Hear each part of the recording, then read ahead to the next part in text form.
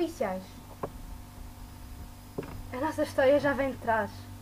Vem desde o dia de verão, há uns 3 anos, em que encontrei a minha avó a ler um livro, com uma almofada grossa, capa preta, do mais simplista que há. Quando lhe perguntei o que estava a ler, murmurou: "Um policial?" Ao que eu respondi: "Qual é a piada de ler sobre polícias?" Ela sorriu e disse: "Não é só sobre polícias. Acho que nem posso dizer que seja sobre polícias de todo. É sobre resolver crimes e mistérios e é mais sobre a investigação policial que sobre a polícia em si. Percebes a diferença?" Assinei que sim, apesar de, para o meu eu de 12 anos, ser tudo a mesma coisa, e quanto mais longe da polícia, melhor. Depressa acabei os livros que tinha levado para casa dos meus avós, como entretém, e tive de ir vasculhar as prateleiras mais altas à procura de alguma novidade.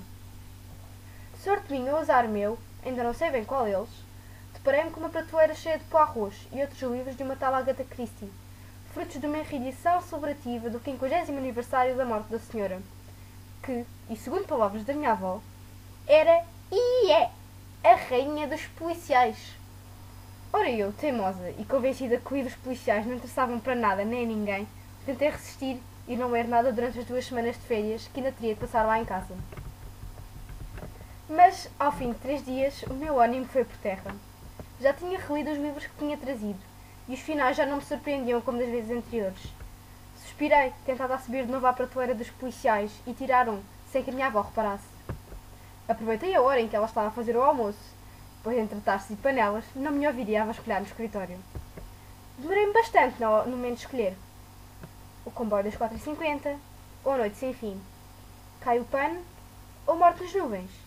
Um crime no Expresso do Oriente, tragédia em 3 atos e morte no Nilo eram alguns dos livros que, muito bem arrumadinhos lado a lado na prateleira, chamavam por mim. Pegava no último, quando do nada surge a minha avó à porta, de colher de pau na mão, dizendo: "Então, policiais não te interessam, não é verdade?" O susto fez-me desequilibrar e quase cair da cadeira. Depois de ler Morte no Nilo uma segunda vez, comecei a compreender o que a minha avó me tinha tentado explicar. Os livros policiais de Agatha Christie não tinham nada a ver com a polícia, tal como eu inicialmente pensara. Antes, pelo contrário. Apelavam à inteligência própria de cada um, para resolver o mistério ao mesmo tempo que os personagens, e escondiam sempre pequenos jogos mentais e adivinhas que passei a achar irresistíveis. Algumas lacunas na coleção da minha avó levaram-me a ler o livro que escolhi para este trabalho: As 10 Figuras Negras. Neste volume, a personagem que muitas vezes é chamada à cena do crime, Hercule Poirot, não aparece.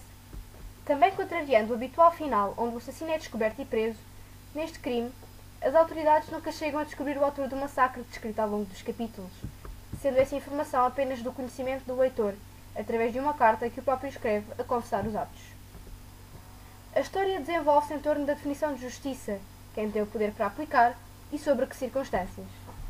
Após receberem cartas de alegados amigos de longa data com os quais haviam perdido o contacto há algum tempo, oferecerem trabalho, férias ou simplesmente 2 dedos de conversa, 10 pessoas são chamadas à mansão da misteriosa Ilha do Negro.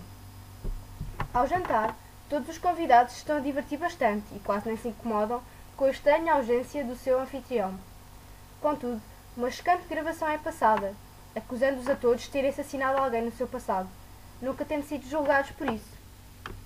No quarto de cada hóspede fora deixado um poema infantil, que relata as macabras mortes de 10 meninos negros, semelhantes às figuras que adornam o centro da mesa de jantar. Ao longo da noite, dão-se 2 inexplicáveis mortes, assustadoramente semelhantes às escritas no poema. E 2 das figuras de porcelana negras desaparecem. Passam-se 2 noites e 2 dias desde a chegada dos hóspedes, e todos eles estão mortos. Mortos, tendo cumprido a lenga-lenga do poema, e todos os meninos de porcelana sido partidos. Apesar de alegar uma necessidade natural para matar, o assassino sente que não é correto tirar a vida a pessoas inocentes, que não cometeram nenhum crime. Daí que para a sua festa convida apenas pessoas que mataram ou foram cúmplices num assassínio premeditado, mas que nunca foram condenadas, pois tinham atuado nos pontos cegos da lei.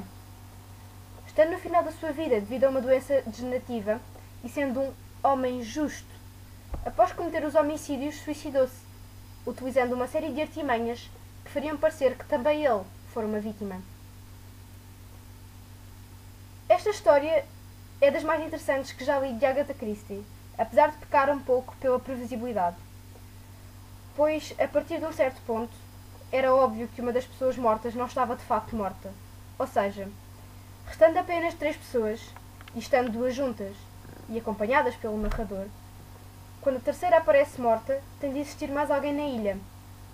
Coisa que todos os hóspedes fizeram questão de verificar negativamente diversas vezes.